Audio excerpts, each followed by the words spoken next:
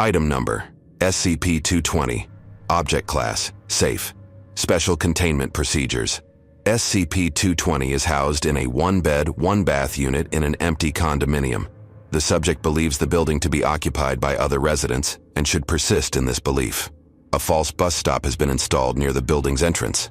This measure is sufficient to deter SCP-220 from leaving the containment area. The anomaly will approach the bus stop, sit on the adjacent bench, and remain there for 30 minutes to an hour before returning indoors. SCP-220's room is equipped with a telephone connected to an automated recording service. These recordings, in combination with several video surveillance feeds, are used to determine SCP-220's medical, dietary, and other personal needs. In light of Incident 220-P, in the event that in-person contact with the anomaly is absolutely necessary, only D-Class subjects may enter the containment area. Any person who has been exposed to SCP-220 must be quarantined immediately and maintained in complete isolation, including from phone or radio contact. Description: SCP-220 has the appearance of a multiracial English-speaking human male. According to his birth certificate, he is 84 years old as of May 15, 2012. SCP-220 is believed to be a single humanoid entity. Depending on the time of day, he will adopt the name, memories, and mannerisms of one of two distinct persons.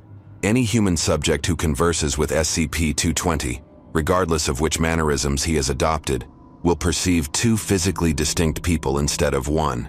From 5:00 a.m. Eastern Standard Time until 8:00 p.m. Eastern Standard Time, SCP-220 will identify himself as Ali, the name that corresponds with his birth certificate. From 10:00 p.m. EST until 5:00 a.m. EST, he will identify himself as Ormond Garibaldi. During the period between 8:00 p.m. EST and 10:00 p.m. EST, this distinction is unclear. Subjects do not exhibit fear, distress, or confusion when conversing with SCP-220. However, the effect of these conversations, perceiving the anomaly as two persons, appears to be irreversible.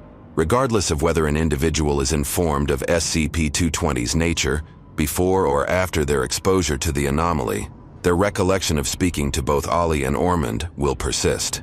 If a subject's in-person contact with SCP-220 exceeds 5 minutes, they will begin to display additional signs of disorientation, easily forgetting their purpose in entering a room, the date and time, or the subject of a conversation.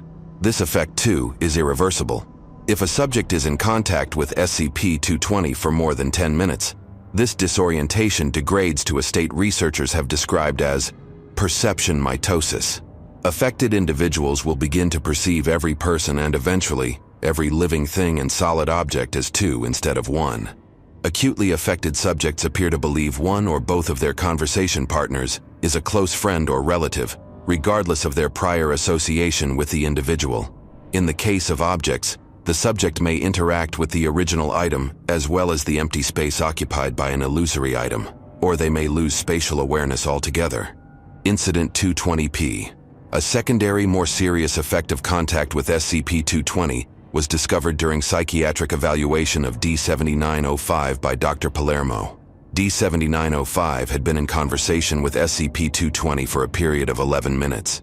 In the course of their subsequent psychiatric evaluation, they began to refer to Dr. Palermo alternately as Doctor and Father. 30 minutes into this evaluation, Dr. Palermo also began to display signs of confusion, addressing the interviewee as both D-7905 and Anthony. This incident has established that SCP-220's effect may be highly contagious and spread via in-person contact. 15 individuals were subsequently quarantined, but not before it was discovered that the contagiousness of these symptoms increases with their severity.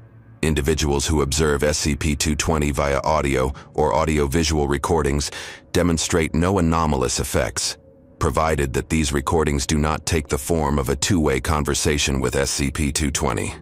Whether this is also true of individuals affected by SCP-220 has not been tested at this time. Addendum 1.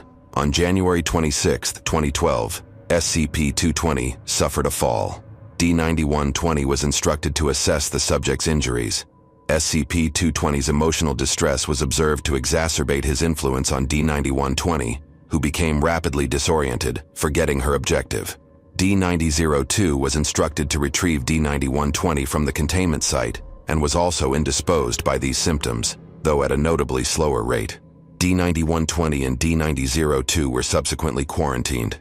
Addendum 2. The following is the complete list of requests made by SCP-220 via phone. Requests granted are supplied, while SCP-220 is occupied with his daily ritual of walking around the building's lobby 5 times.